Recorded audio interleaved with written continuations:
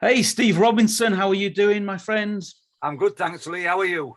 Good. I've been doing this thing with on Twitter called People of Leeds, and I've taken over this Twitter account for the week. And so I thought, who do I know in Leeds that I really like and has got a story to tell? And I thought, Steven Robinson. I haven't spoken to him for a while, so it's nice to see you, mate. Nice to see you. It's nice to hear that you like me. I'm happy about that. Thanks for that one, Lee. So, Steve, some people know your story, some people don't. But just tell us your story. You were based in sort of Scott Hall in Leeds, was it around there? Yeah, Just tell us your Leeds story because your story is amazing, man. I was brought up initially when I was born. I was born into Woodhouse, and the area was called Buggy Park because it was everywhere was infested with bugs. But we got out of there like you do, and Mum got rid of Dad because he was a bully and a violent man. And then, of course, it's just tough being in a single parent family for my mum. Not so much for us. We were just super poor, but it was all right. We don't know any better. And school was a nightmare, absolute nightmare. I went to the worst school in the city of Leeds, which was Steinbeck High School back in the late 70s. Had the worst reputation. I hated it there. So I didn't go very often. And I had to go on a motorbike. And that got me into motorbikes. And that got me away from the bullies as well, because I was really badly bullied. I was full of spots, full of acne, and suddenly I had something that I liked, and that was motorbikes. And I rode my motorbike from the age of 13 until the age of 18. And at the age of 18, I had a sort of incident where a guy tried to jump over the top of me in my motorbike, but he landed on top of me, and his foot peg ripped my arm off there and then. And then the motorbike went to my chest and collapsed and punctured both my livers, ruptured both my livers. I've only got one, unfortunately, both my lungs, my liver, my gallbladder, my spleen, you name it, it was ruptured and damaged. And I died 3 times on the operating table. And I woke up and there was an angel looking down at me. But that angel was called Janet, and she was a staff nurse at Leeds General Infirmary.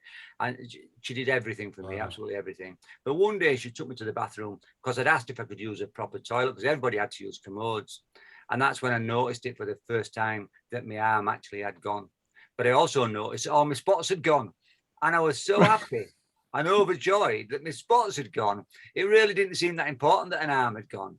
And that's when you realize, that even what you think is super, super bad, has got a silver lining. Everything's got a silver lining. Everything's got a positive side. For me, my acne had gone and it was absolutely brilliant. And it was the start of a new life with one arm and no job opportunities.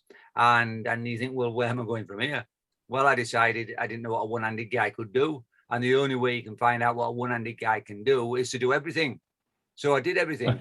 And I found out all of a sudden I was good at things when previously I'd never been any good at anything. And I don't know whether that was a mindset change. So you were better at things with one arm than you were with two arms, is that what you... Much better. I could only swim a single length with 2 arms. And then I took myself to the swimming pool and I practiced because I thought, well, it's not going to beat me.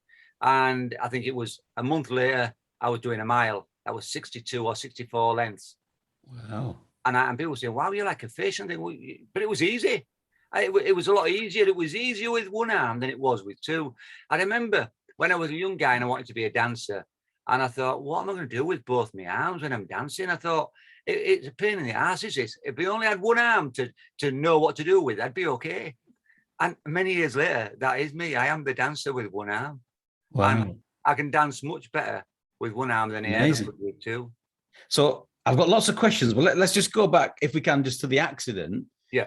So do you remember the accident? Fortunately, I don't remember any of it. I think I remember it, but then I'm not really certain whether that is a true memory or whether it's what people have told me over time and I've just assimilated them as my memories. So I really don't remember. I remember sort of being on my motorbike and on the day, but I don't remember anything really beyond that. I remember telling the guy to get off my motorbike who wanted to have a go on it because he was riding it dangerously. And I didn't like how he was going to, I thought he was going to damage it. I didn't like how he was riding it. And I told him to get off and bring it back. And that's all I remember of the day. Right. So that's probably a good thing, I suppose, in that way. I think it is. Really. Yeah. So the ambulance got to you and yeah, but I'd forgot. I've heard your story probably 3 or 4 times, but I'd forgotten that you'd actually died kind of on the operating table. I'd forgotten that it was that bad, to be honest. Yeah, 3 times. Wow. So when people say to me, have you had a near-death experience? Yeah, I have, yeah. And, and people say, what was it like? Well, I've got to be honest, it was nice. It was quite pleasant. And in actual fact, I didn't really want to come back. Right. I was happy enough. And I remember when I woke up from this big accident and I lost my arm and my bike was damaged. And I thought to myself, you know, if I was going to go any time in my life, why didn't I go then? Because that was a perfect opportunity. Because Right. it didn't seem bad.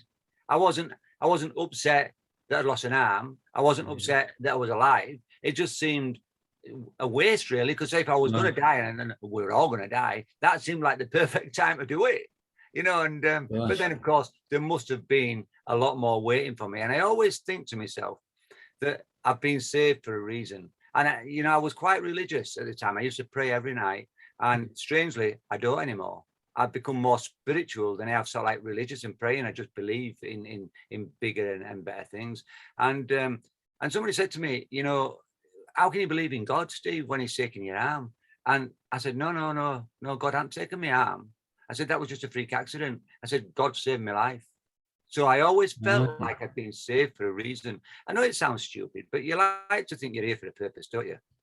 I don't think it sounds stupid at all. I think it sounds inspiring and yeah, it's amazing. So before we go on and ask some of the stuff you do now, which is an unbelievable list of things, you said that the nurse took you in to sort of see what you remember as your kind of spots disappeared, and you noticed you didn't have an arm. But when you were lying in the bed, did you not notice? You must have known you didn't have an arm, but you must have felt it, right? No, because I was so weak. I mean, people were talking to me, they were saying things, but I was so weak that I didn't have the energy to reply.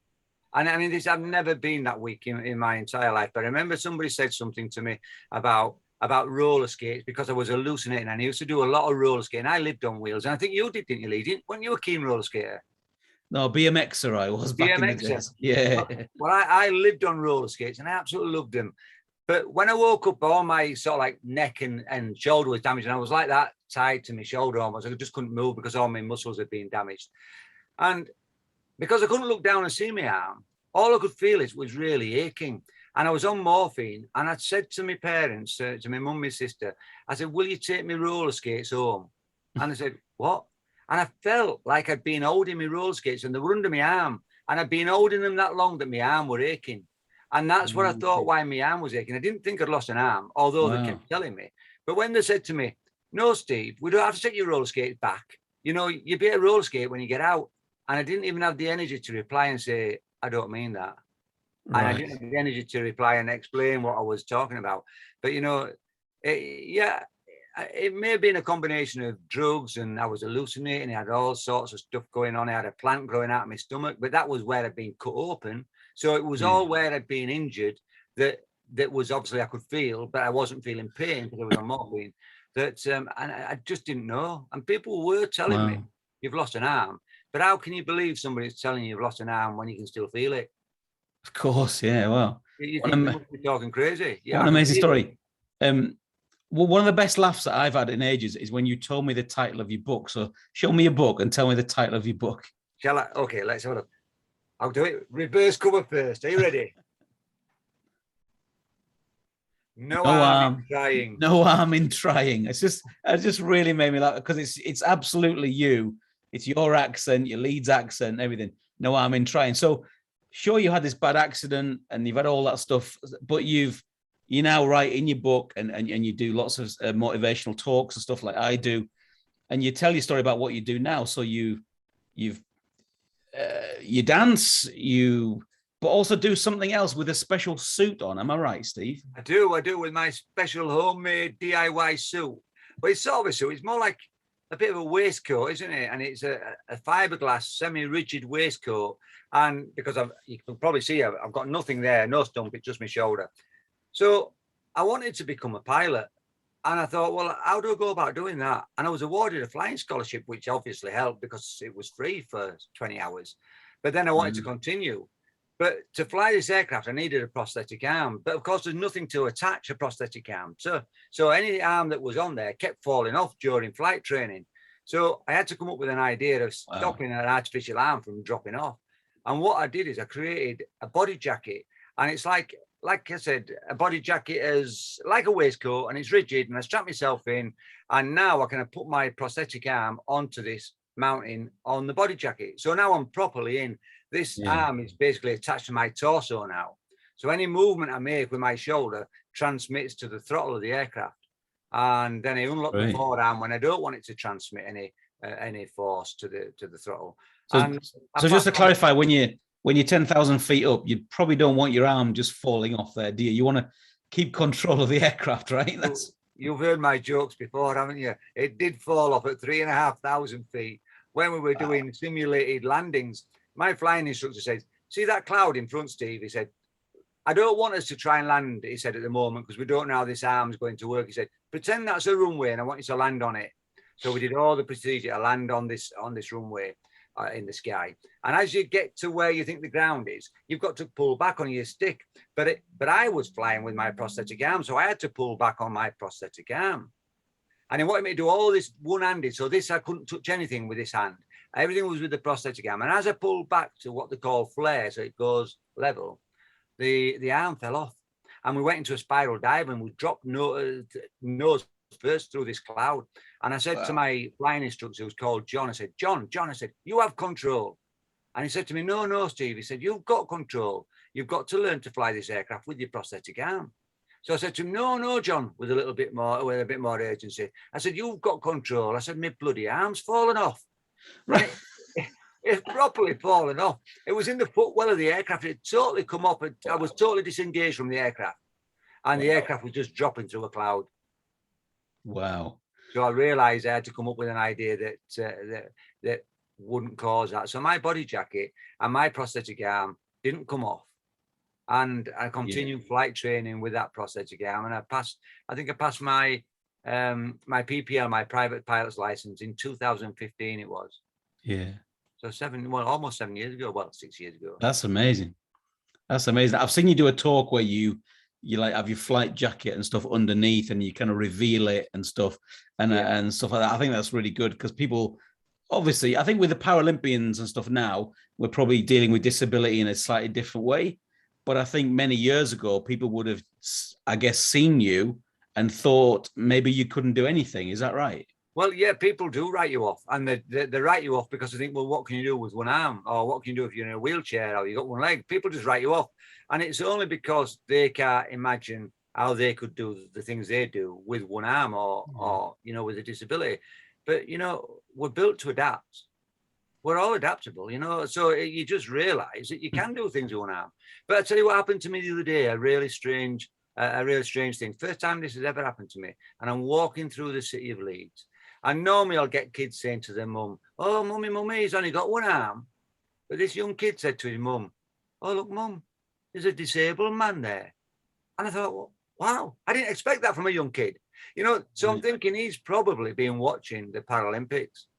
Yeah. And he's seen these Paralympians doing the incredible things they do. And he said to his mum, "Oh, that's a disabled man." I quite liked it because it was carefully chosen words instead of saying, "Oh, look, a man with one arm." I thought it was really good. I nearly went over to speak to them. Right. I should have done, really. Well, that's great. That's like that generation is just changing the narrative, is changing the ideas. Because the Paralympics, since 2012 particularly, people have sort of started to say that I can rather than I can't they? Sure, yeah. And seeing that, and you see that in lots of ways with lots of sport. And this girl can is an idea. I think that was all part of that kind of empowerment movement. That anybody can do sport, anyone can be active and do stuff. And you've been a shining light in that, Steve, really. And you quite like horses as well. Am I right? Well, it would be true to say that I hated them in the past. I really hated them because I was attacked by one of the young kid, and I never wanted to go near them. I think it might have been a gypsy's horse that abandoned on the field, and it attacked me. And I thought, I'm going nowhere near a horse ever again. And it must have been, it's not that many years ago, really. It might be 8 years ago. I decided I didn't want to be afraid of horses, although I was okay being afraid of them. You don't have to get rid of your fears if you don't want to. I just didn't want to be afraid of them. And I had this idea and this dream that I'd like to go horse riding along the beach. And I thought, wouldn't that be lovely? But of course, I couldn't do that if I had this fear of horses. So I took myself to Middleton Park Equestrian Centre in Leeds. And they're like RDA, so it's riding for disabled. So they specialise in helping disabled people ride. And I took myself up there and I said, I went to them and I said, I'd like to come and do some horse riding lessons, please. She said, well, we're mainly for disabled people. We do able-bodied people. She said, but we're mainly for disabled people. I said, oh, yeah. I said, I'm disabled. She said, can you bring proof of your disability? I said, hang on. I said, what do you mean? A doctor's note. I said, okay. I said, hang on. I said, I'm a bit confused. I said, you want me to bring a doctor's note? She said, yeah, just to prove you're disabled. I said, what this do? I said, I've only got one arm. I said, I can't hide it. What that do? Oh, no, we need a note. We need a note. And I went back 3 or 4 times. And eventually the woman that organised it there, or was a manageress there, she said, Steve, she said, what's stopping you coming here? I said, get in the bloody doctor's note. I said, why do I need a doctor's note to tell you I've got one arm when I can show you I've got one arm? She said, is that all that's stopping you? I said, yeah. I said, it's a pain in the ass. So she said to me, all right, we can see you've got one arm. Forget the doctor's note. And I started horse riding. And the first horse I rode, I didn't really like it. I thought, oh, I'm not so keen on this horse. Oh. And then the next horse I rode, I thought, well, it's all right, but I'm not great. I'm not great with this horse. But the third horse I rode was a horse called Maddie. And she was absolutely gorgeous. She was beautiful. And I had like a psychic bond with this horse. It's really weird. And it was brilliant. And I just loved it. And you can't explain it. You've got like a connection with this animal. Wow. And it was so amazing that I took myself there every week, sometimes twice a week, until eventually they said to me, well, what are you going to do with all these horse riding skills, Steve? I said, well, I don't know. What can I do? They said, why don't you do some dressage and maybe compete in some dressage competitions? Right. And I said, well, sounds like an idea. I said, why not? So it was an opportunity really that was given to me. And instead of me saying, no, I don't want it, I said, yeah, I'm going to have it. Give me the opportunity. Let me see where it'll take me. So I took the opportunity and I did horse riding and I did dressage training. And I went on to become 5th in the national dressage qualifiers. And then 2 years after that, I came 3rd. Fantastic. And that's in the national qualifiers. That's competing against something like 1,500 people.